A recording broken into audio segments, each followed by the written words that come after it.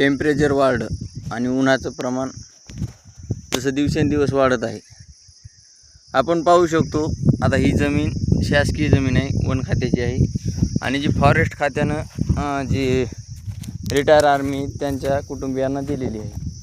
ही जमीन वाहत नाही, पण हे ज्यांची जमीन आहे त्यांनी फुकून नाही दिली, पण असंच कोणीतरी फुकून दिली, कारण त्यांना जनावरं किंवा चारण्यासाठी.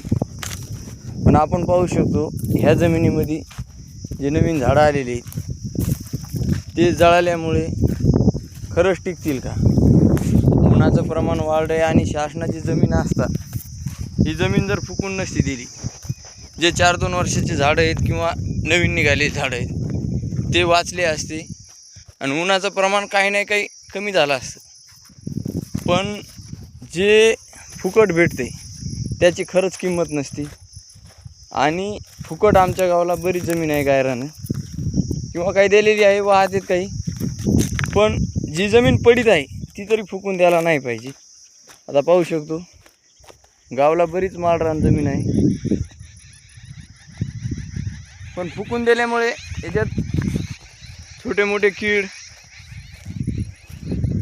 पक्ष्यांचे अंडे, नवीन निघालेले झाडं जळतात. जसं पावसाळ्यामध्ये पाहू शकतो आपण प्रत्येक नेता, प्रत्येक लोकप्रतिनिधी आपापले झाडं लावताना फोटो काढतात, पण हे जळताना कधी कोणावर कारवाई होत नाही किंवा त्याची दखल पण कोणी घेत नाही.